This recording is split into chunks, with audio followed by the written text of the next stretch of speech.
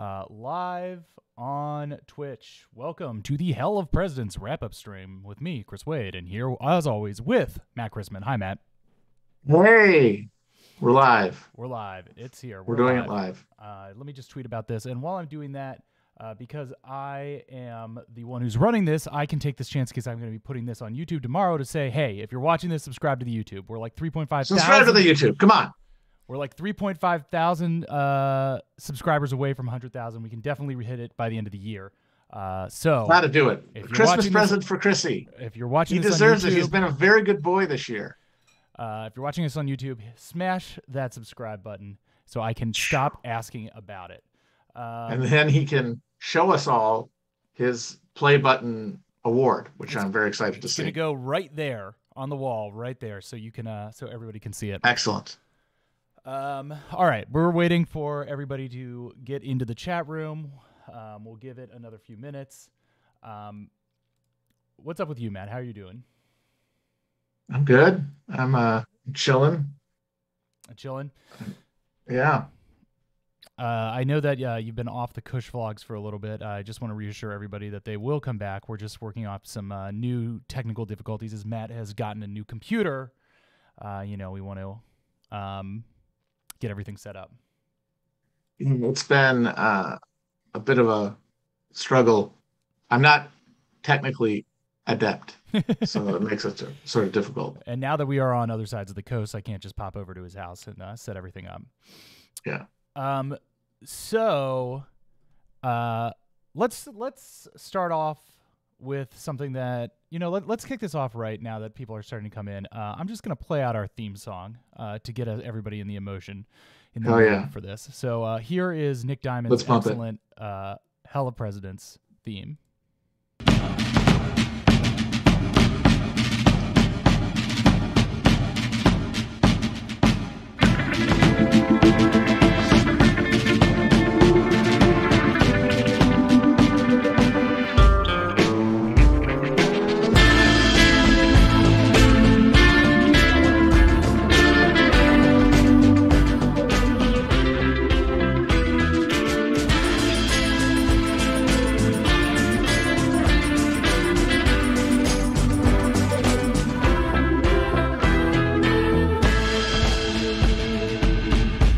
Thank you to Nick Diamonds for that.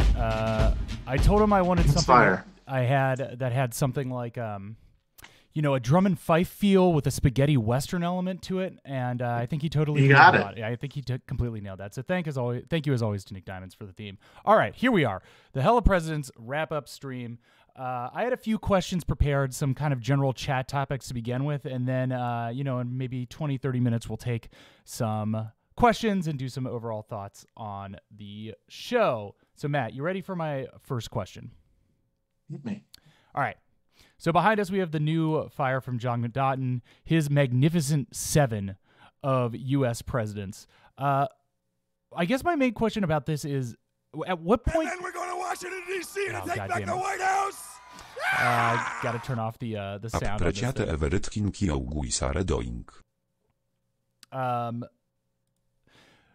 What point did John F. Kennedy get completely engulfed into conservative presidential canon? It's been a bit now, and I think you saw people calling themselves like Kennedy Republicans. So I think probably like during the Bush years, and I think it really does, and it really accelerated, I think, after 2008, because as shit started to go downhill dramatically, people start looking back and saying, where was the real breach? Mm-hmm. And a lot of Republicans came to the same conclusion that like Oliver Stone and a lot of the liberal boomers had come to a while ago, which is the Kennedy assassination. And the fact that Kennedy was a Cold Warrior who cut taxes and who obviously, because, he was the president right before the culture wars exploded. He didn't really have any record on culture war stuff. So you were able to sort of imagine him as the way that Stone saw him, as like our last legitimate sovereign. And now with the QAnon, he's literally become a magical figure. And His son is basically. I mean, they have recreated Sunni Islam or Shia Islam now, and JFK Jr. is their occluded Mahdi. Yes, it's pretty amazing. Are those guys still hanging out in Dallas? They were last time I checked. It's a pretty amazing dedication to it. You don't see that much true believer shit in U.S. politics, and for that alone, you have to hand it to those guys.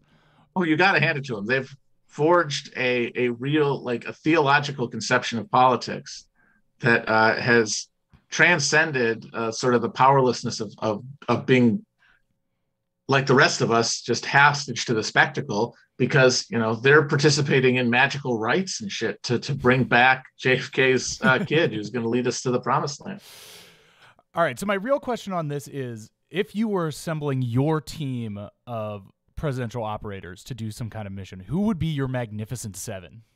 Let me just say, by the way, that this one, the one that McNaughton has put together, I would not have these guys. I would not give them the green light to do a fucking raid on a puppy mill. This is a terrible collection of operators. I wouldn't give any of these guys guns. Thomas Jefferson, weedy nerd, never picked up a gun in anger in his life. Ronald Reagan, literally senile his entire presidency. Mm-hmm. Okay, Washington, I'll give you, obviously. Yes. But like Trump has not driven a car, little gun in his entire life. Absolutely. Abe Lincoln, okay, another one I'll give you, rangy former wrestler. And backwoods experience. TR was like a Chad when he was, in the Rough Riders, but by the time he was president, he was basically shaped like a barrel. And then JFK famously racked with illnesses and diseases, needing Dr. Feelgood injections every day to stay alive. Addison's disease, bad back, all kinds of shit. So this is a trash group. If I'm getting my operator presidents together, I'm fixing the base. And one thing that he forgets here, McNaughton does not know his U.S. military combat doctrine, because with any group of soldiers this big, or like a squad-sized group like he's got here, where the fuck is the heavy gunner? Mm-hmm. A heavy gunner is required, somebody with like a squad automatic weapon or something, somebody to lay down suppressive fire with something belt fed. And FDR is basically a technical. Mm-hmm. So just strap a fucking Gatling gun to him, and you have a perfect fire base that you can then move around. So we start with FDR as a technical. I would keep Lincoln. Mm-hmm. Because Lincoln was relatively young for a president, relatively fit. Then I got to go Grant, who was a skilled horseman and athlete his entire life, and who famously was ticketed for speeding in a carriage in D.C. when he was president. Gerald Ford, the jock. Yes, he's on my list as well. He's your big dumb guy. Yeah, you just give him like a shotgun, set him out there. I'll keep Washington in there. He was another absolute jock. No Andrew Jackson, because once again, by the time he was president, he was being hollowed out by dropsy. See, Jackson is on my list for his wild card status. You got to have a guy, true. You got to have an absolute wild man on the team, you know? That is true. And you also need somebody who might go crazy and kill your guys too. Telly Savalas in Dirty Dozen style. Yeah. And that's where Nixon comes in for me. Oh, yeah. I was thinking about that. All right, I've got Washington, the leader, Teddy, special ops, FDR, heavy gunner. I think that works. But, also get a little bit of brains, and you can even slot him in a kind of gentleman spy role if you need that. Lincoln, the heart, the conscience. He's your Brooklyn on the team. Yeah. The kid. LBJ, interrogations. You get him alone in a room, and he's gonna get inside your head. He's gonna make you give up your own mother within 20 minutes. Jackson, as I said, the wild card, and of course Ford, President Football, dumb muscle. front lines. Yeah. That's my Magnificent Seven. That's all solid. Just don't put 2 senile boxes of suet on your team. That's all I can say. All right, so that's the McNaughton photo. That's the presidential Magnificent Seven. Polk, I see somebody saying in the chat, as I said in our final episode, someone I'm also fascinated with their chat status. That he might be the Jackson that can do it. You know, the Jackson who's still young Hickory. Yeah. Although once again, he died almost immediately after he left office from the poop water. Yeah. Well, I mean, you give them water filtration system, you know, and then you've cured his. You give him a still suit. Yeah, exactly. You give Polk a still suit, and you've cured his major weakness. Yeah. All right. Moving on to my next topic of discussion. This is something I pulled from the Acid Marxism subreddit. Shout out to those guys. The simple plaintive question: is the candidate who appears like they could lay the best pipe destined to win every election? And I think there are many ways you can phrase this question. The way I always thought of it in my mind is the president who looks like they would be most comfortable eating a McDonald's cheeseburger. Yeah. I mean, it's all part of the same general nexus, which is the coolest. Yes, exactly. The coolest candidate wins. And I think that's generally true. I think there are the times that it's not true, it is more that it's just been a race to the bottom of nerdery. Like the time where you're going to have a tough time calling it is like HW versus Dukakis. Right. Well, there you give it to HW just on height.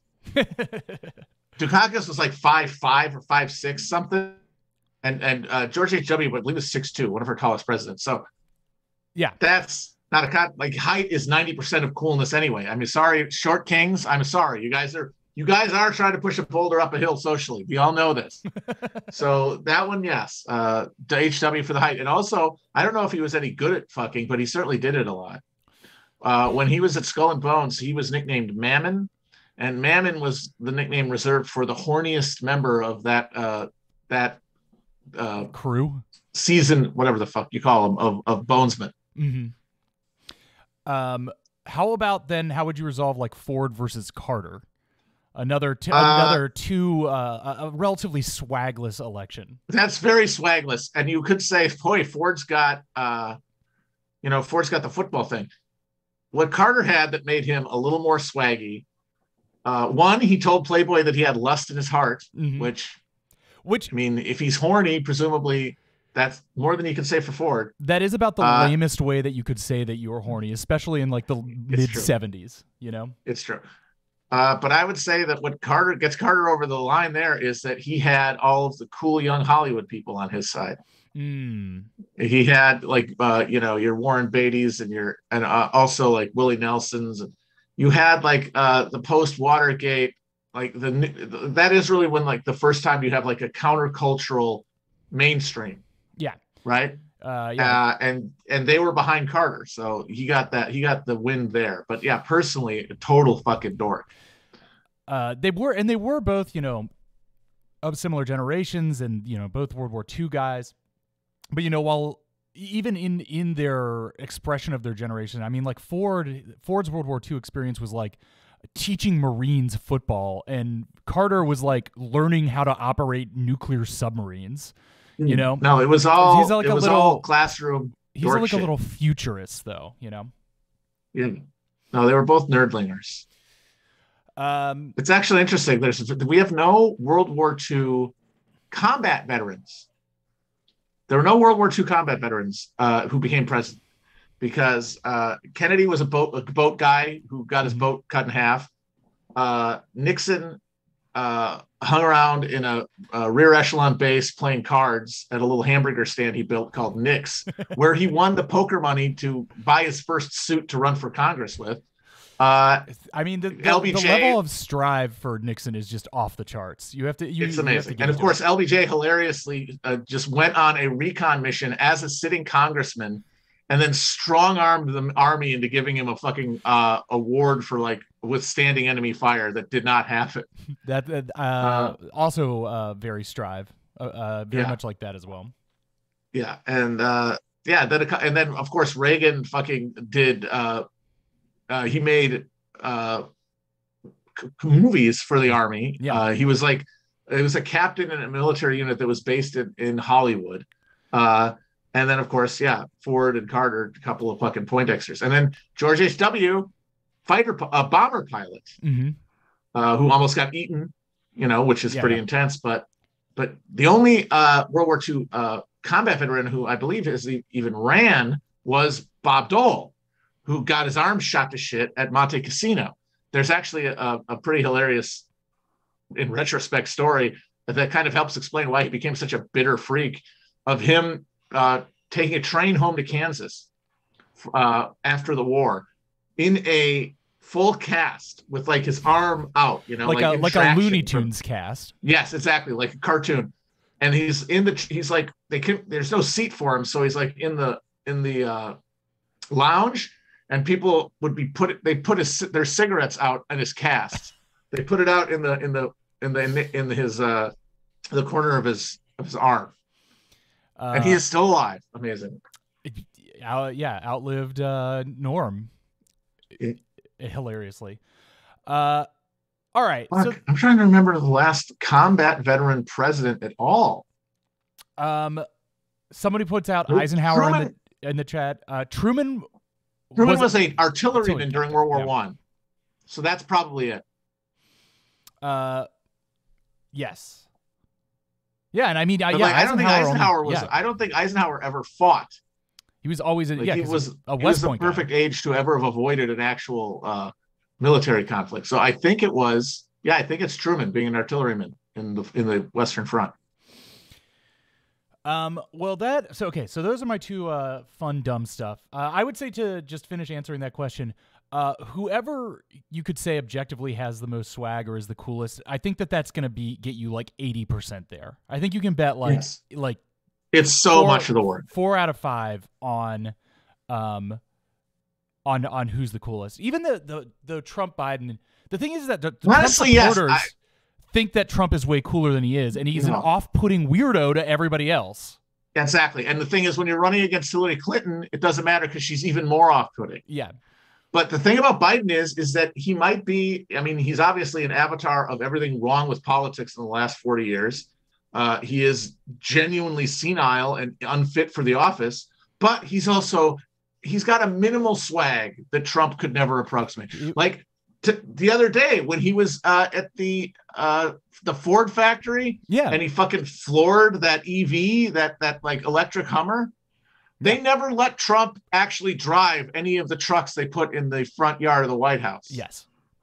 Yeah, he's got Biden has the bare minimum normie swag. He wears the aviators. He can still look decent in like a short sleeve polo shirt at age 79 or whatever he is. And when you got going just mile a minute, like whining like Norma Desmond at a debate, and then you have Biden going, "You shut up, man." That's cooler. Yeah. He has the even just like the certain steadied calmness has that minimum coolness that gets you there. Yeah. So, but we'll see. But then it comes and goes, because if Trump comes back, he's going to be coming back as like the "see, I told you so" guy. He's going to have 4 years off. Well, and presumably at that point, Biden will be like Commander Pike on Star Trek and communicating with like a beeping box. Or he'll be facing Harris, in which case the swag gap is catastrophic. Yes. The thing I'm imagining though is like, say Trump doesn't get the nomination for some reason, and his head explodes, whatever, and like it ends up being somebody like Josh Hallway or Tom Cotton versus Harris. You might see the first zero swag election. Yes, as Felix has been saying in his 30,000 vote election prediction. Somebody says, love that Biden loser hero. Love the Biden loser energy. Yes, every time I think about Biden now, I think about the song "Deacon Blues" by Steely Dan. The perfect anthem for the loser hero. It's amazing how he's absorbed. He's there now with like in the 30s approval, and is he whining about it? Is he doing the Trump thing? He's just absorbing it. It's like, this is what I was born to do. Yes. All right. Well, this is actually a good segue now into the first serious, more serious question that I had for this stream, which is we kind of purposely cut off the narrative part of our series at Biden's inauguration. We felt we were a little too early in it to give it the kind of historical consideration that we were trying to do with the rest of the series. But, now we're, 1 year out from the election. We have at least a few events and a few indications of, the leadership style or even what is possible from a president in the Biden administration. So I know this is pretty broad, but Matt, do you have any thoughts on the first, year or so of the Biden administration and how he is fitting into the presidential narrative? First off, I just want to say, someone asked in the chat, is Biden yacht rock? Absolutely. Yes, he is. Yeah, just you can imagine him on a boat, playing his saxophone in the background. Mm-hmm. He's back in the high life again, folks. Yes. After 30 years of crawling for the White House, he's there, even though he doesn't know it, which is, of course, part of the just amazing tragedy of his life. I think that his presidency so far largely along the lines that I imagined it going, which is he is here as our sin eater and as our psychopomp, leading us to the underworld. He is the president he's the end of the line. He is the guy who is putting a cap on an experience, who is narrating our drive towards extinguishment in an attempt to get us to terms with it, as opposed to Trump, who tried to rage against it. And that's why it's very likely that Trump will become president again, because nobody wants to hear that they're being put to sleep. And like even the Afghanistan drawdown, which is such a relative, I think, a shock to a lot of people, mm-hmm. and which clearly went against the hive mind preference and the material interests of the military, industrial, political, media, pharmaceutical, entertainment complex. Even that's in the same genre, because out of Afghanistan eventually. Mm-hmm. It was at that point merely a money pump. It's just a way to transfer money from one zip code in Northern Virginia to another. But its strategic purpose had been exhausted. And with the need to redirect towards China more important than ever, someone was going to have to cut bait there. Mm-hmm. And it really was Biden, because he could do it. He could take it, as they said about the Dark Knight. He could deal with everyone calling him a coward and a loser and a fuck up and a betrayer of America for 3 weeks. For 3 weeks. No other president could have handled that. Obama literally was given the option and blinked at the prospect. So did Trump. He wanted to pull out in, I believe, March of 2000 or February, March 2020. They told him this is going to happen, and he was too afraid of looking like a loser. Biden doesn't care, and he doesn't care about shepherding through, dog shit, bare minimum, keep the lights on infrastructure spending through a broken system.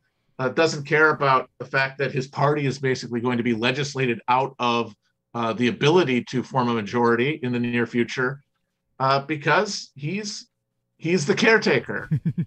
He's here to put it all, to keep it on the rails until just the viability of the entire center is exhausted. And that's going to be that's all that he can be, which is why the Democrats are so fucked, because that only works if you are the last president, that only works if you are actually like transitioning over to a new political reality. Of course, we can't do that. We're stuck.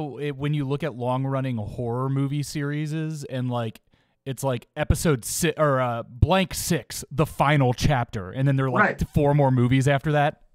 Right. It's like this narrative ends with him, but it can't, because we're stuck, because we're paralyzed, because we have been depoliticized to the degree that we can't respond to changing conditions with anything other than performance, spectacle, and sort of almost erotic paralysis. So that means we're going to keep electing presidents, even though we have the guy now who should be like honestly, he should be negotiating a leveraged buyout by the Chinese. That's what reasonably logically should be happening right now. The America is extinguished as a project. There's still some vitality and energy, and most importantly, political subjectivity in China. I know that's funny to say, like LOL, oh, they're one party dictatorship, but the Chinese Communist Party is able to intervene in its economy. It is able to, as a group of people outside of capitalism, impose their will on like the engines of the economy in a way that nobody in the American system is capable of doing. And so that means that there's actually some viability and legitimacy in that regime that we don't have. So he should be signing the papers on our surrender. We should go on to Missouri again, just for a nice, tidy historical wrap up. But we can't do that. So that means we're going to keep electing presidents, and the Democrats have nothing after closing time, other than an attempt to bring back the Obama politics, which was predicated on hope, is predicated on a vision of progress that can no longer be sustained. Like, we're in terminal crisis conditions. Everyone's aware of it. Democrats are terrified of Republicans, and all that the Democrats are going to have in the form of Kamala Harris or in the form of Mayor Pete is a identity-based validation argument that this system, with new leadership that is more diverse and reflective of our demographics, will govern more effectively, more justly. But the legitimacy of the machine is so undermined that I don't think even a lot of loyal Democrats believe that it can be redeemed with anything other than confrontation that the Democratic Party is incapable of. So they really are absolutely fucked. That really seems to be the case, doesn't it? The just point after point being like, what even is the project here as far as the Democrats are concerned? And even, throughout the entirety of the 2020 election, at least you had Trump to organize the thing in opposition to, but immediately upon getting in power, you're like, okay, so now where is the roadmap here? And there isn't one. Yes. I mean, in light of our conversations talking about how the breakdown of party systems tends to be the moment that these new formations occur that give moments of opportunity, the breakdown of our current party system, seems like it might be a moment of opportunity, but the way things are shaking out, it's certainly hard to get the hopes up for that. But, who knows?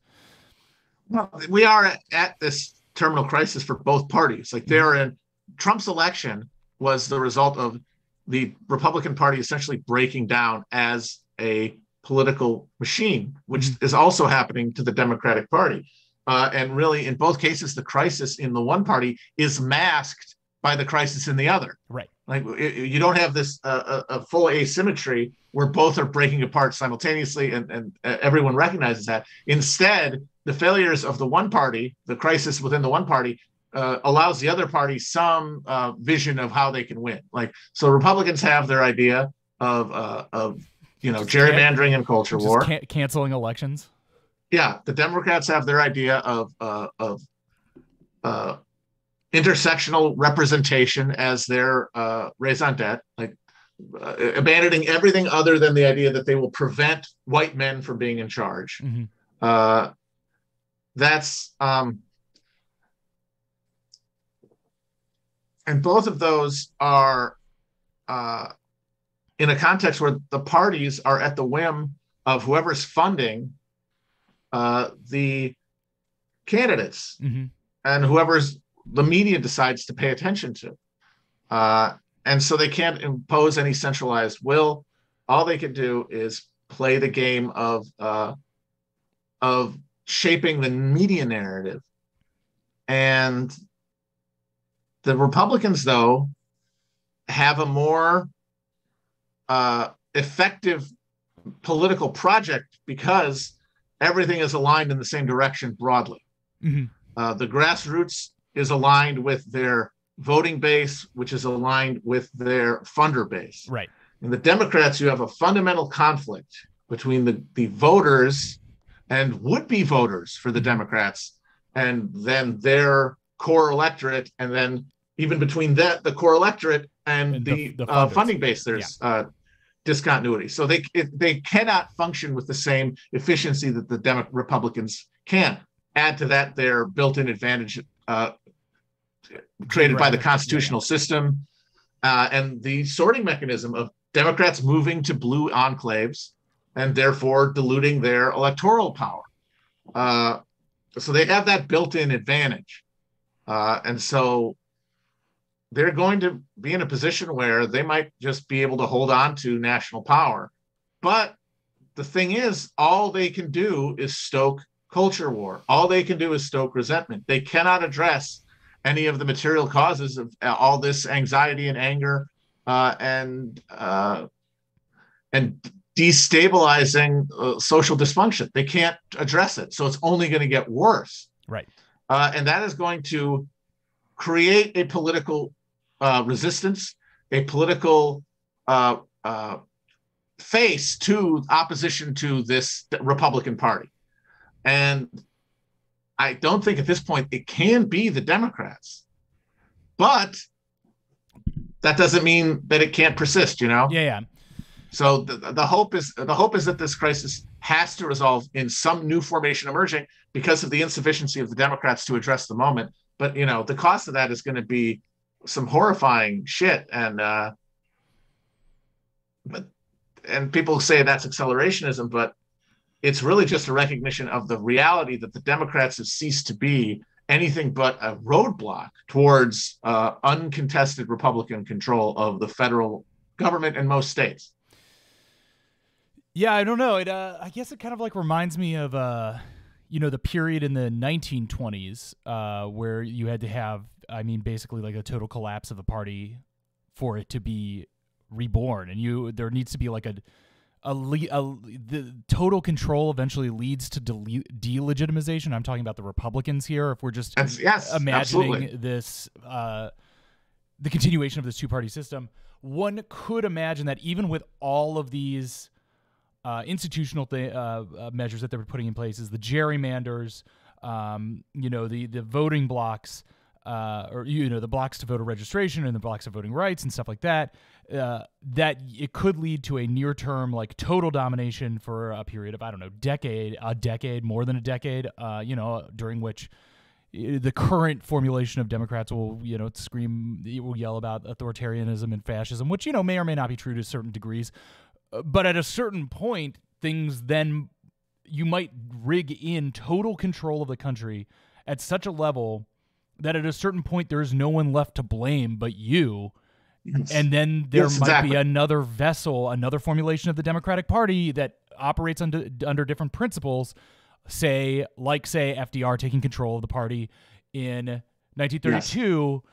That allows a different form of the Democrats to ascend after the Republican domination. And all of this is like based on a million contingencies and a totally, fantasized reading of the future. But, it happened 100 years ago.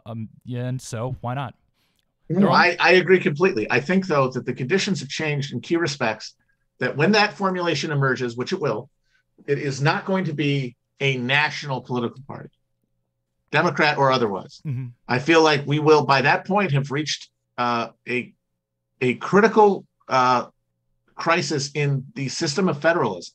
Mm-hmm. And that if there is a resurgent anti-Republican, effective anti-Republican political movement that is able to take power through elections, because we're assuming the continuation of this system, it's going to be at the state level.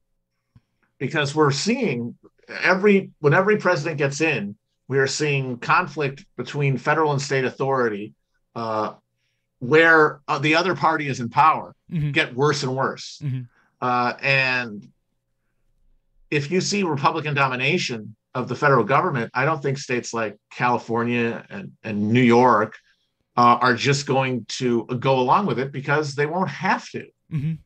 Because they will be able to assert a lot of authority as states, and yes, like lead towards brinksmanship with the federal government. I think that's on the table no matter what, assuming the continued slide of background economic conditions and the accelerated social atomization caused by the terminal crisis of capitalism, right? Which is my underlying assumption that goes along with that is the framework for all of my analysis of America's history. Is that what's driving these conflicts is the condition of the economic momentum, where on the chart basically the economy is, and we're at a point now after the 70s, and then specifically after 2008, when the material basis for the American economy has become fully unmoored from the actual like finance economy that we all live in. Mm-hmm. Like we are 2008 was the end finally of the last bubble based on real material, the real estate. Like it is now fully financialized, right? And it's been kept alive purely by massive liquidity pumped in at the top of the economy by the Fed, outside of government, any kind of real democratic oversight. And that means things can only really get worse. Like we can have upswings in the economy, but in terms of people's, more than even their conditions, their sense of their conditions, right? Their sense of precarity can only get worse. And if that's the case, the pressure on this federal system, which was already loosening, is only going to get more intense. Well, with that grim reading of the future, I saw somebody in the chat saying like this all sounds like hope. I think when we were talking about a reformation of the party system, we're fucked. Yeah, I think the operative word in that is we. Who are we? Because the idea is that a future collection of powers will be a different group of we. Mm-hmm.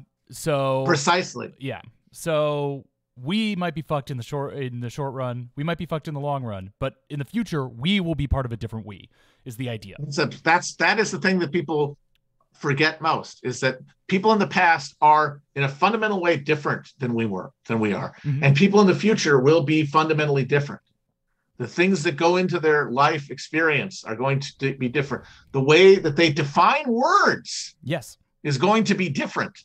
The way that they act from symbols is going to be different. Their value system is going to be different, and that means that we can predict what the contours generally of our, what declining conditions and accelerating ecological catastrophe mean for our social institutions as we understand them now. Right. But we can't know how people are going to respond to them in the future. Well, most of all, I hope that the people of the future bring perfidy back. All right, let's go to the chat. If anybody has any questions about the series, about how we put it together, about presidents in general, about the future, about the past, anything relating to the series, we would be happy to answer. And I'll keep my eyes on the chat. Let's see. Okay, yes. Somebody says, why skip Chester Arthur? We spent a total of about 30 seconds, less than a minute on Chester A. Arthur. Do you have any other Chester A. Arthur facts you'd like to do just to give him his time? Chester A. Arthur. Although I feel like we covered him more in the final bonus. Yeah, we talked about him a little bit in the last episode because we had missed him. Yeah. So he is actually Uh-oh. Him too short a shrift. In addition to being facial hair god, he was the first president to have a birth certificate scandal, because he was born in Vermont and he was accused for most of his life of having actually been born in Canada. And he's a collector of customs. Yeah, anybody who got in there in the 19th century because somebody died. Just not much going on. Hopefully Matt's system resolves itself. For a second, we were having a little connection problems earlier. If the worst that'll happen, he'll have to log back on. Or log off and log back on. Matt, if you can hear me, maybe you want to do that. I will answer one real quick. Why the name Hell of Presidents? That name was actually suggested Matt's back. I was just moving on to why name it Hell of Presidents. I just did want to talk about this. That name was actually suggested by Branson Reese when I asked him to do a drawing for the series of like a Hall of Presidents type thing. And he was like, well, you could just put Hell in there. And I was like, you know what? That's good enough. Because Matt and I tried to come up with a good name for the series from about January to June. And nothing fucking stuck. Yeah, it was brutal. What were some of the ones we had? Fail to the Chief. Yes. God, I can't even remember. It was so hard. If anybody has a better name for what the series should have been, please let me know. I liked Hell of Presidents. When I heard it, I was like, thank God we don't have to think of one now anymore. Yeah.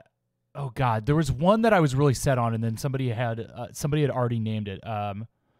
Matt Christman's Dead Presidents. I think there already is a. Oh yeah, we called it that for a while. I think there already is a.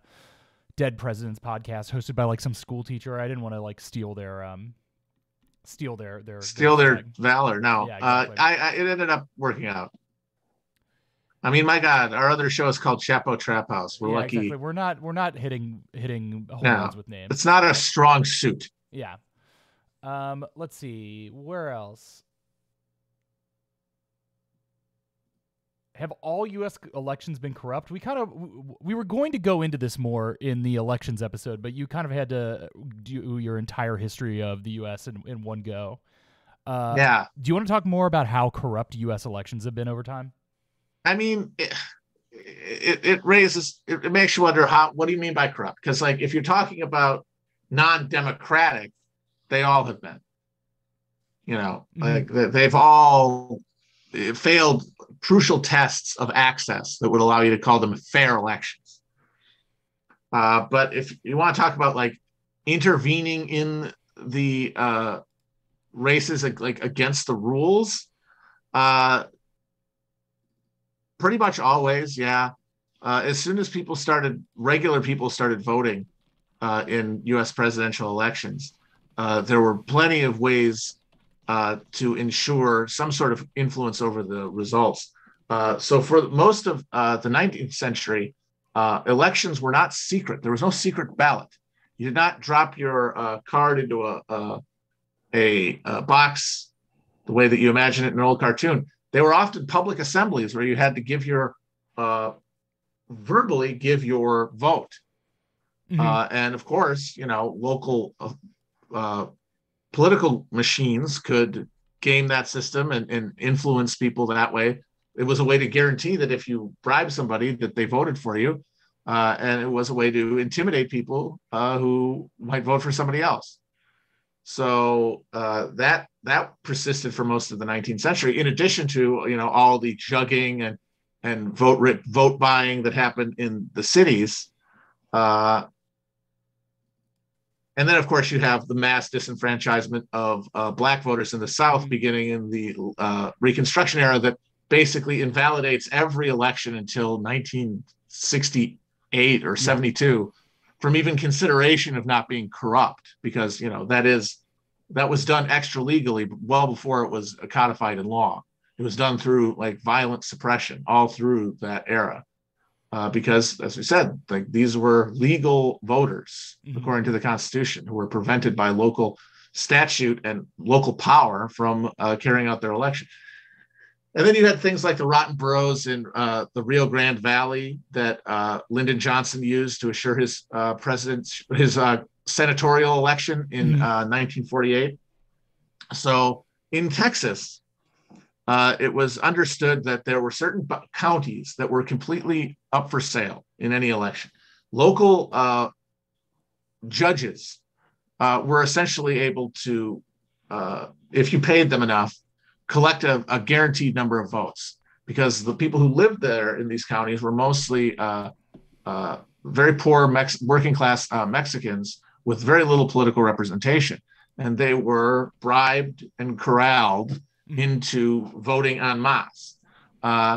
And the key to winning an election wasn't even buying the votes. It was making sure that you announce them at the right moment. So in 1944, Lyndon Johnson runs for president for Senate in Texas for the first time, challenging Pappy O'Daniel, who is a real guy and a real governor and senator from Texas, past the biscuits, Pappy O'Daniel.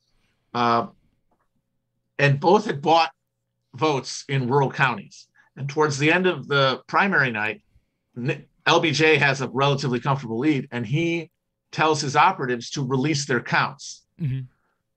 And so that gave O'Daniel time to have his counties announce the number of votes they needed. So every election was basically a game of chicken to see who would announce their results first.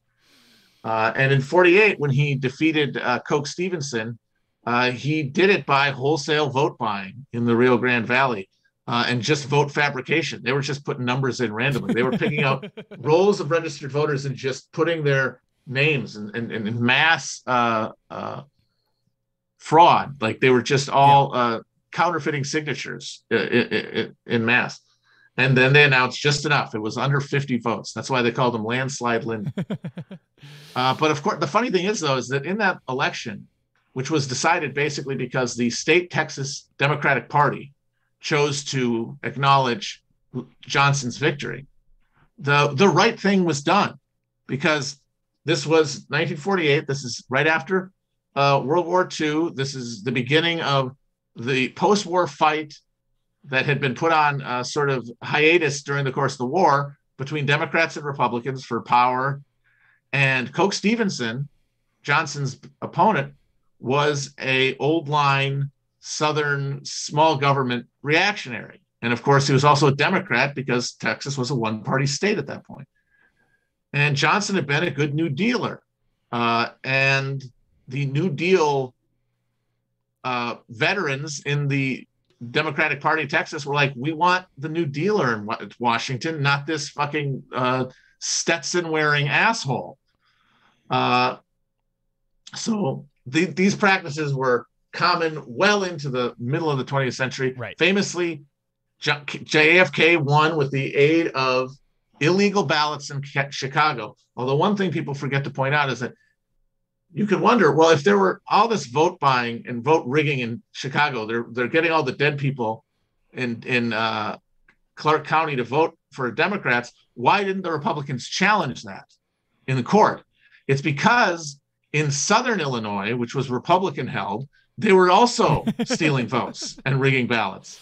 And they didn't want that to be revealed by a challenge. So everybody at that point is still able to significantly influence elections illegally, I would say. And then, post 72, the elections, I think, do get more transparent. And I think the elections do get less crooked in its classic sense, because you have the advent of modern campaign financing, mm-hmm. which means you don't need to rig anything. You don't need to get into the machines. You don't need to get the phone book and just start writing votes down. You're in charge of the process. Yes. Throughout the whole thing, you've bought it fully. And it certainly so gets why the hell do you need to rig anything? Yeah, it certainly gets more like standardized, as the primary and caucus system gets into place. But, even then, as we saw in Iowa last year, there's lots of room for party chicanery around, actually the functioning of these. Because it's, again, you are the party running an election to select your own leader. So, since it's all within one structure, there's always places for manipulation. What's amazing, though, is that I would say that right now, in relative terms, we have the cleanest elections we've ever had. Right. Like I said, that's because they're all bought and paid for up front legally, so they don't need to do criminal shit for the most part. But I'd say we have the most transparent election system we've ever had. And it is the least legitimate it has ever been in the public mind. Like, nobody really thinks that elections are fair anymore at all. Everybody assumes the other side is cheating. Now, Republicans, it is now a fundamental article of faith that defines being a Republican. And that is very worrying. It is going to give these guys in their own mind permission to do anything. Right. Because they think they've already live in a lawless world where elections aren't real, so it doesn't matter. They will be getting the right results, which is the correct political position, because the Republican Party is still a political project, which the Democratic Party isn't. So the Republican Party can actually seek power individually. Like, people will be motivated to seek power. Democrats largely are not motivated to seek power, because they're really there to just show up and to provide the system with legitimacy as part of a ritualized politics. So that is why that is the party that has decided that these elections are rigged, even though Democrats can only ever get their shit together to keep the left out of primaries and is essentially incapable otherwise of doing anything that requires that level of sophistication and coordination. Because they're going to act, so they need to give themselves a narrative justification for it.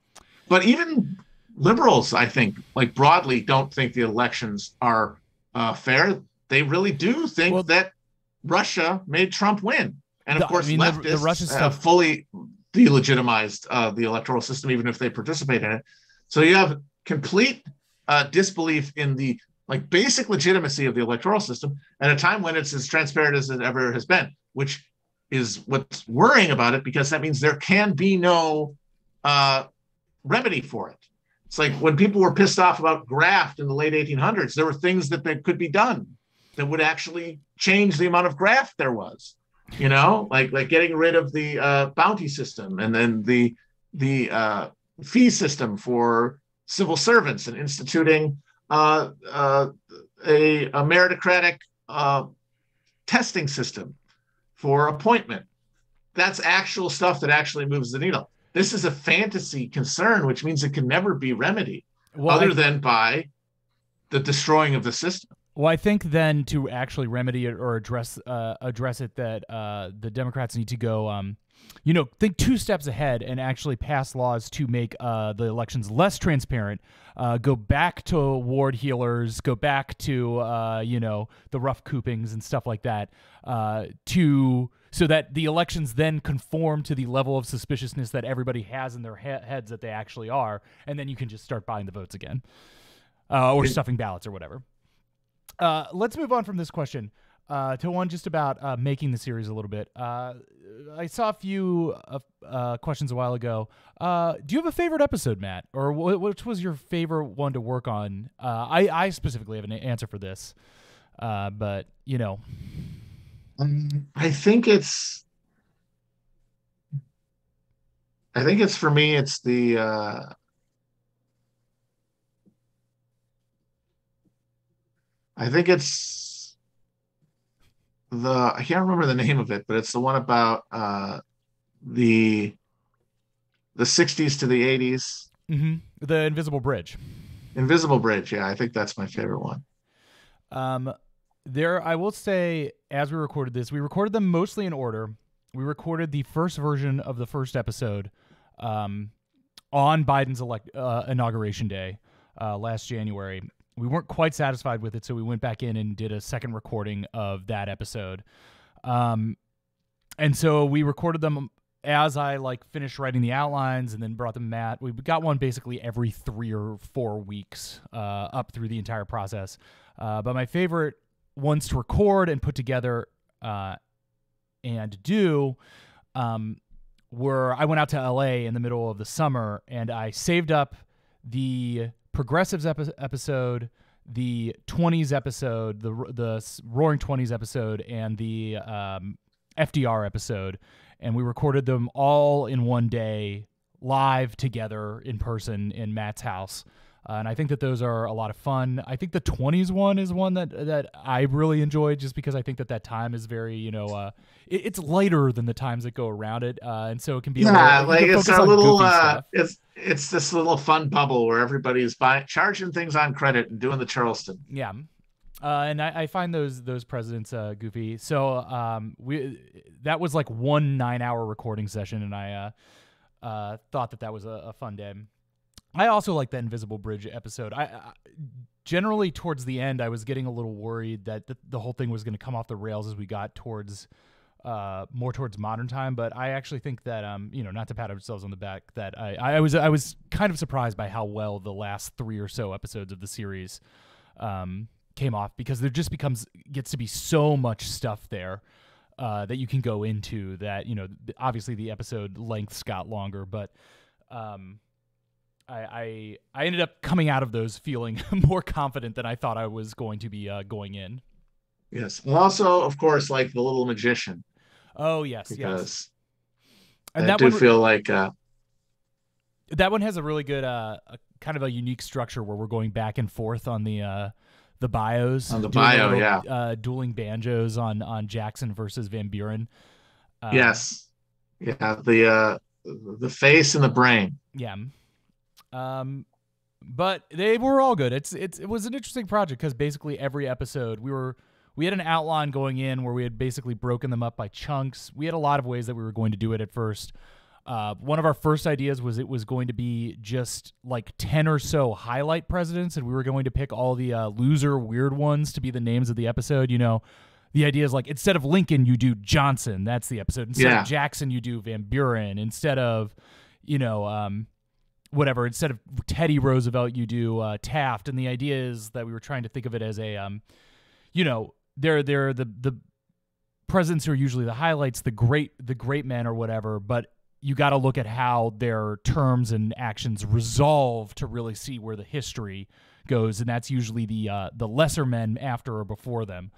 But we've eventually figured out our format to this. I just couldn't figure out a way to contextualize things, because if you just talk about like the one guy, you got to talk about what happened before them, and how do you do that without like talking about that specific president? So we ended up just saying fuck it and doing all of them.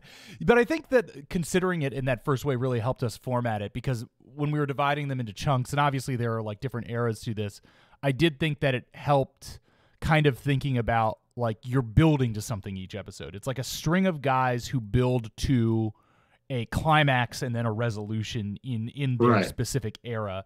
So that helped me and that way you're not just doing them chronologically. It's like these 3 guys, then these 3 guys. And that's why, the first episode is just Washington, and then we run through like the first 30 years or so of the presidents during the second one, because what you really want to get to is the breakdown of that first party system in John Quincy Adams.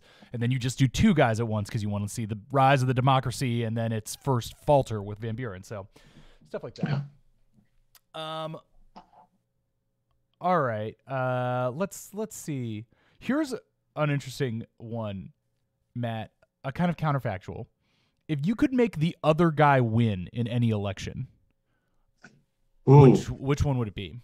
That's a good one. That's good. And I actually hadn't thought of this. All right, let me think. So yeah, like flip. Okay.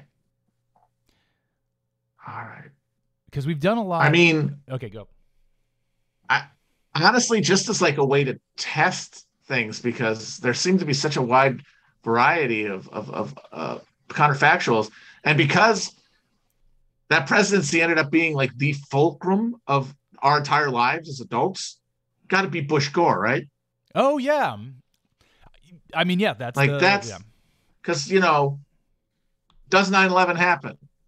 If it does, is the result the same? I mean, there's a lot of questions. Getting to teleport into the universe, where Bush Gore was resolved the other way for like 30 seconds, and just doing the quick Google for 9/11. Yeah, just let me go to. Let me see what happened, man. Yeah. And also, though, there's other ones because you further back you go, the more things get loose. William Jennings Bryan over McKinley in '96. Do you see like populism like develop as the response to robber baron capitalism instead of middle class led progressivism, which is what we ended up getting under Roosevelt? Maybe a Bryan presidency changes the contours of that political reshaping. Yeah, and then possibly leads to 25 years later, a Democratic Party that's maybe more amenable to the European style, like socialist parties, stuff like who that. knows? Who knows? How does it sharpen basically the question for anything really coming between the Civil War and the early 30s is what could be different that could have sharpened the conflict between labor and capital once the crisis occurs in the late 20s, early 30s. See, I saw that's. Oh yeah. But in the late 20s, early 30s, because you think that's the moment. Yeah. So you're so like if you have a populism as opposed to progressivism that just ends up being assimilated into this Republican hegemony in the 20s, maybe you get something more radically based, less grounded in the middle class than what we got. So yeah, I'd say Bryan over McKinley in also, and this was a close one, which sadly the McKinley-Bryan election wasn't. So this one is tantalizing because it was a close one. Henry Clay over James K. Polk in 1844. An election that came down to a few thousand votes in New York. And I think we might have discussed this, but ended up turning on a bunch of abolitionists voting for the Liberty Party in protest instead of the Whigs, who were, if not anti-slavery, more resistant to slave interests than the Democrats, but they wanted to keep themselves pure. So the Bernie Bros were the first spoilers in a presidential election in that respect, because if you don't have Polk, I don't know if you have the Mexican War. Do you think? Do you think Texas comes into the Union under Clay or at all? Or is it just delayed, or does Texas become its own country? These are significant questions that we don't know the answer to, because astoundingly, when the Whigs are finally given a popular mandate and actual control over government, the guy dies and is replaced by a dude who was not a Whig in any sense. Yes. A guy who had no identification or buy-in with the Whig program and was, in fact, the unalloyed sort of id of the Democratic Party. He was mad at Jackson because Jackson wasn't psychotically enough devoted to Southern slave interests. That's why he didn't like Jackson. Just astounding that he was on the ticket. Yes. Oh, wait a minute. No, that's, yeah. Yes. So I'm sorry. So we didn't get that. So we didn't get that was the possibility. Maybe he takes over for Polk and stops the slide towards regional conflict. Who knows? I mean, he was the great compromiser. But it is interesting. So in the world we did get, the closest thing we had to a Clay presidency wasn't really that. It was the Harrison Van Buren election, right, in 1840, because he was offered the vice presidency and he turned it down, and that's what set the stage.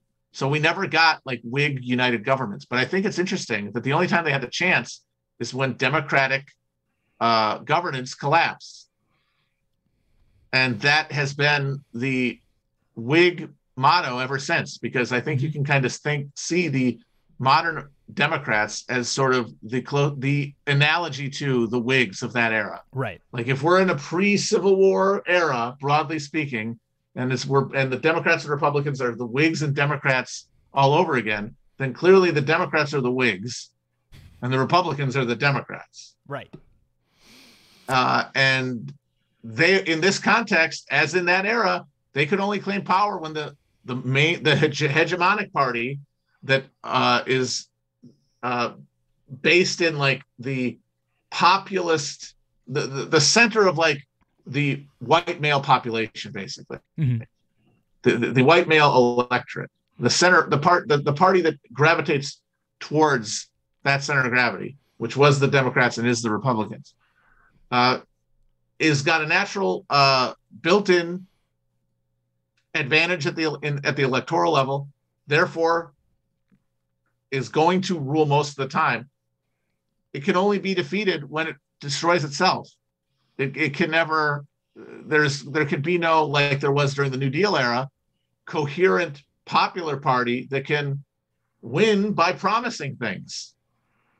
Because the Whigs could only really promise, internal improvements, which struck a lot of people as special interests. Hey, you're just helping manufacturers. It's a bipartisan infrastructure bill, Yeah. Like the base of the Whigs was in the West, where everyone, no matter what they cared about slavery, wanted more infrastructure to facilitate development, because that's what was going to make them all rich, because they were all fucking speculating on the land that only had value if the government gave it value through public investment. I haven't checked the bipartisan infrastructure bill yet. I don't know if there are any budget for canals in there, but I certainly hope that we get at least a few new miles of canal building out of the... Fingers crossed. Yes. Maybe we can do one more, but I don't want to go super long on this. Maybe throw some more questions in there. Let me go to my list right here, because the last thing that I want to do on this stream is talk about what we're going to do next after this. Yes. So if there are any last-minute questions in here, throw them in. Here's one that's incredibly silly, but I think is funny to imagine. Like the contours of this, we have to set up a lot of like what-ifs here. But what if Trump was president during Lincoln's term? Yeah. So I'm just imagining like somebody with his exact personality. It's so hard to guess what this would mean. I guess what would happen is like you forget all the previous things. Trump has just won the election, and it's 1860, and the southern states are seceding. It's just funny to imagine, because he would consider those his people, but they're seceding, and that makes him look like a loser. So how would you go about navigating this? Well, you could argue that was Jackson's mind during the nullification crisis. Jackson, sure, who is of course Trump's idol, because he is the farcical version of Jackson's tragedy, right? Mm-hmm. Right. He had his people get mad at tariffs that were the product of the democratic process, that represented the pretty much united interests of Eastern capital, which is significant. So it could not be ignored. And they resisted, but Jackson, from the position of the center and as being a nationalist and as identifying himself with a nation, was like, fuck you. I will hang my own vice president from a goddamn lamppost. And it was that was, by the way, that was the incident that led John Tyler to become an anti-Jacksonian, because he wasn't assiduous enough to Southern regional interests. And you imagine that makes me think, in a similar situation, Trump would do the same thing. But like in 1860, when they're already seceding, he's such a pussy. Yes. That I think he just would have let him go. And then hope they were nice to him, or maybe asked to be in charge of them. It's like, here's the thing, like bear out the election of Lincoln is what led to the secession. I know the question doesn't make any sense. It's just funny to imagine him dealing with a crisis of that magnitude. He would not have held up to it. Like, what about Cuban Missile Crisis? How about that? Oh, that's put your mind around that one. I think like he lets Cuba apocalypse situation. God, that's really tough. I think he lets Cuba have them and then just tries to talk it out in the press. Let's the Soviet Union set up. The thing is, though, is that he is such a bullshitter. Yeah, and he is so erratic that you can't assume that something he says doesn't like spook the Soviets. True. I know the Soviets would never launch a first strike, but I could see Trump trying to do something like tactical to scare them or something, and then triggering a full exchange. Because remember, the options in front of Kennedy after the revelation of the missiles were the boycott, or I'm sorry, the fuck, what do you call it? The blockade? The blockade. The blockade wasn't even on the agenda. It was basically, what kind of invasion do we want to do? Do we want to do a full invasion, or we just want to bomb them? And it was Kennedy who sort of pushed against that and said, what if we did this third option that they all thought was Munich? That's what LeMay thought. He said, this is Munich. The quarantine is also what they call it. And I don't think you get those options in front of Trump. He thinks embargo. I don't think that he gets to that level of abstraction to even have that thought. And since there's nobody in the room giving him that as an option, he's going to bomb something because he's not creative. Yes. With this stuff. He did for his entire presidency what was presented to him as an option. Right. And whenever he went against that, it was just out of personal ego-based pique having to do with him, not having to do with policy. Policy, he was totally frozen. That guy Miley basically punked him out into killing Soleimani. Mm-hmm. He said, you're going to go down you're going to get a bunch of people killed. People are going to think you're a loser if you don't kill Soleimani. And so he's like, I'll show you. And so he pressed the button. If you got Curtis LeMay in the room telling you that you'd be a pussy if you don't fucking at least invade with a ground force Cuba, you got Vietnam. At the least, you got Vietnam 5 years early in the Caribbean. Which, by the way, I also think you would have gotten if Nixon had won in 60, which was a very close possibility. Imagining LeMay as one of the Trump guys, I think the easy impulse to say would be that LeMay would just be running the show because he's a big, tough general, and Trump would be like, he's a big guy, he's a tough guy, I like him. But I think LeMay is too strong of a personality and would have been one of the guys who was in there for like 9 months and then crossed Trump on some kind of. Well, that's for sure. No, it's only a question of whether he would have been able to get him in the room. But eventually, anybody who is alpha, he has to get rid of. Yeah, absolutely. Because he's insecure. All right, let's do one more quick what if one. Well, it's probably not gonna be quick, but we'll do one more what if, and then we'll talk about the next project, and then we're gonna get out of here. Mm-hmm. Which elected POTUS would have been the most interesting to see die or resign and have their VP take over for the full term?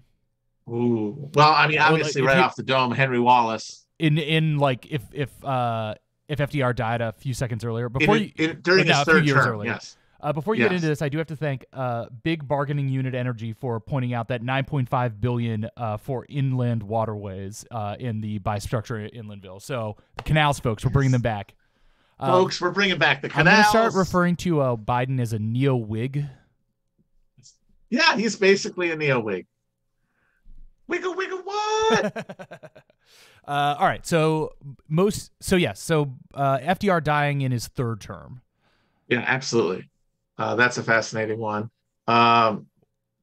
We talked about this on Chapo, but HW taking over for Reagan is fascinating just because so much of Reagan's ability to assimilate people to the reality of, a new economic order and a new destruction of the entitlements of American citizenship was personality based and narrative based, and the sort of the unalloyed exoskeleton of George H.W. Bush carrying that stuff out is maybe a little less amenable to people. Who knows?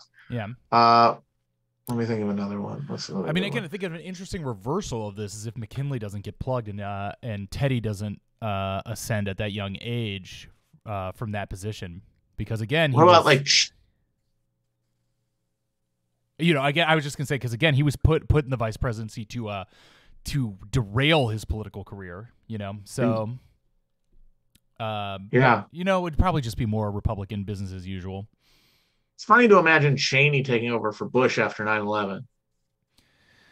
Yeah, once again, a thing where like a lizard face carrying out this thing instead of a bluff hardy dimwit that everybody feels like they can have a beer with. Would it have been more difficult to sell the if Bush had died in 9/11? Like if he had been in the wrong place and they actually like struck the White House or something, and Cheney got in there, would he have been able to sell the Iraq War as well as Bush could have? A real What If, and the one that is the basis for, I believe, is the basis for the alternative Nazis win World War II chronology in Dick's Man in the High Castle, is if Giuseppe Zangara kills FDR in Miami instead of killing the mayor of Chicago, Anton Cermak, because then the New Deal would have been presided over by Cactus Jack Garner, the former Speaker of the House from Texas, who was a fully patched-in leader of the Bourbon Democrats. Mm-hmm. He was one of the reactionary right-wingers within the Democratic coalition. And he spent his entire 2 terms screaming about the New Deal. And he only served that long because he assumed that he'd be able to run for the office himself and be president in after 2 terms. And FDR broke tradition in part because they didn't want to give the thing over to this guy, because he would have basically sabotaged the New Deal consciously and unconsciously. And there was nobody else who could really be trusted to hold up the banner for the project itself against its vice president. So he had to run for a 3rd term.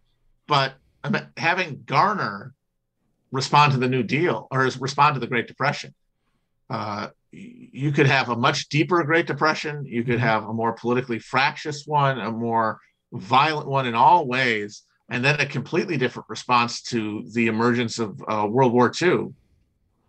And that's why for Dick, it led to the Nazis winning, because we would just not be able to get our shit together. Yeah. Well, I think that's enough president's questions for now. I would just say, because, this will be the last time that Matt and I will be talking about the presidents for a while, although I'm sure it will come up in other things. Thanks again for everybody who listened. Thank you for listening. Really helped. Glad everyone liked it. I was very, very worried about it. Yeah. I think it turned out pretty good. That's mostly, though, I must say, due to Chris. If it had been up to me, it would have been a complete disaster. Well, I absolutely could not have done it without Matt.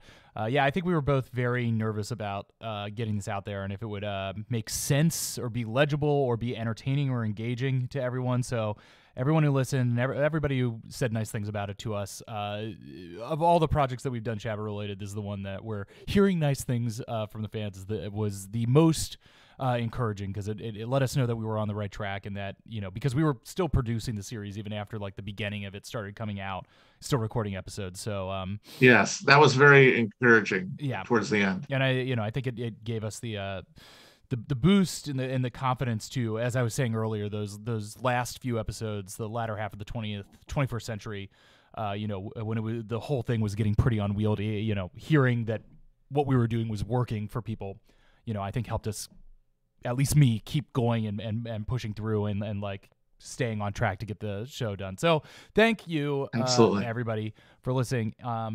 And then we'll use that to segue into that we want to do another one of these. Yes. Obviously, it will not be hell of presidents or hell of anything, because that pun is specific to U.S. presidents. But it will be me and Matt doing some kind of limited series that covers a specific chunk of time in a discrete way. And I'm hesitant to talk about things, because I tend in the past to be the more I talk about something publicly, the less likely it'll be to happen. But I think having done this once and saying this here now publicly is more of a promise to you guys than bragging about something that hasn't happened yet. So we want to confirm now that we want to do something sometime next year on the 30 Years' War. Yes.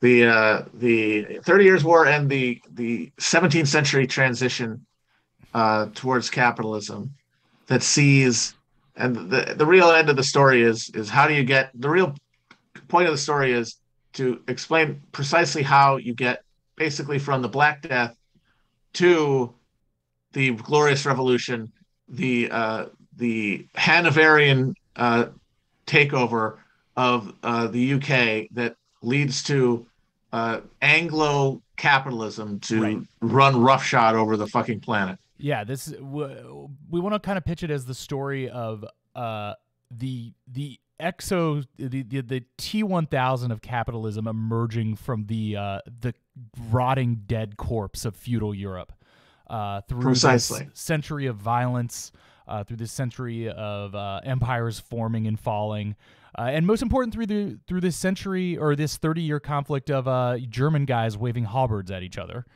It's very important. And the whole time this is happening, you're seeing a cultural revolution emerge simultaneously in order to absorb this change.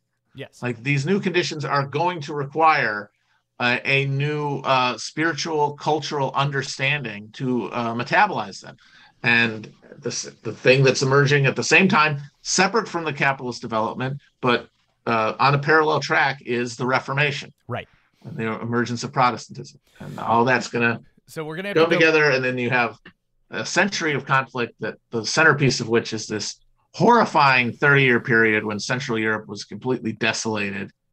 The greatest trauma in German history, even according to Germans, greater than World War II, in their own memory anyway, because, it's persisted longer. Yes. And we get to talk about, like the political formulations of Central Europe at the time, which is very fascinating and funny. I mean, the Holy Roman Empire as a historical concept is fucking hilarious. It is basically the political economic equivalent of one of those carnival calliopes with like 5 million pipes and like a bunch of and there's like a drum attached to it and the whistle things. Like the thing in that I Think You Should Leave that I think Fred You Should Willard Leave, the thing that Fred Willard plays. Like that is what the Holy Roman Empire was. To the person who suggested Peace of Westphalia, believe me, I've already thought about that for a name. Oh yeah, no, that's on the list for sure. So yeah, it's definitely going to be it's going to be a little more difficult than this because as we said in the final episode when we were doing the rankings, the thing about the presidents is you get 46 of these guys and it's a discrete number and you can kind of go through and you can chunk them out and it's a manageable thing. I think the task here is going to be one of ordering things, especially because, as Matt says, we're probably going to try to start with Martin Luther and with William of Orange. So we're really looking at like a 200-year span of things with a focus on a real focus in on the conflict, but we got to go back far and we got to go forward far. And it's like that's the climactic thing of it. Yeah, because it's the end of the 30 Years' War and the Treaty of Westphalia that establish the incapacity of any one power to rule Europe. Mm-hmm. And it establishes the nation state as like the competitive state structure that is going to dominate the continent, and then set that conflict into motion. And so you essentially get a competition for resources, specifically imperial resources, that leads to the adaptation in the boggy fuckhole of Europe on the British Isles and Low Countries of a new form of social relations that facilitates economic growth, facilitates, therefore, military and state power. Right. And then is able to force on the rest of the world on good or bad terms, depending on the ruling classes that exist there, this new system. And then I will also get to reshare my photo of actually visiting the room where the guys get defenestrated from where the defenestration of Prague happened. We love it. We love to defenestrate, don't we, folks? They love to throw them through the window. Out windows. My favorite thing about that is that it wasn't the first one. Yes. It's the one everyone remembers, but they didn't do it first. We'll talk about the first one too, because that's part of the story of Reformation. Yeah. So yeah, that's the new project. It's going to be a while because we started like outlining Hell of Presidents in like July of 2020. So it took us a long time to get from outline to starting to record.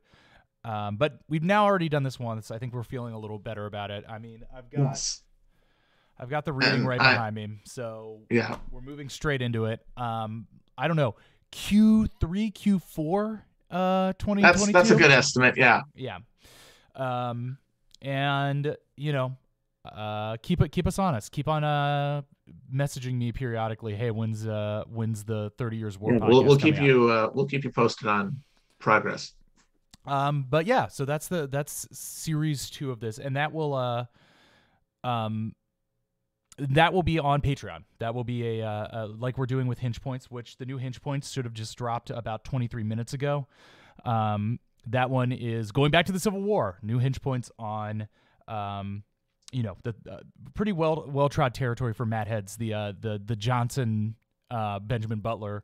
You had to do it. But you had to do it. You had to it's do too it. important. So like Hinge Points, the next series will be on Patreon. I can also tease right now that hell, why not?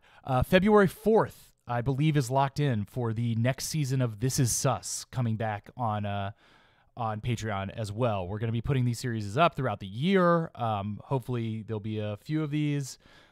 So yeah, good teases all around. Anything else that you want to say, Matt? Not much. Thank you really for everybody who enjoyed it. It was really cool. And, I'm looking forward to more nerdery. It's good to know that there are people who care at all about this shit, which makes me feel like less like I wasted all of my life. Same.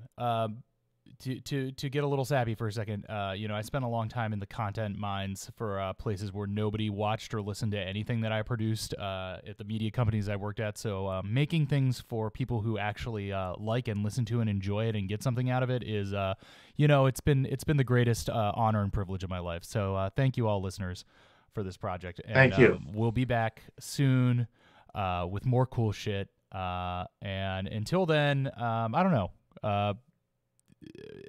Listen to the show again. I was going to try to come up with a president's pun, but I got nothing. Yeah, me either.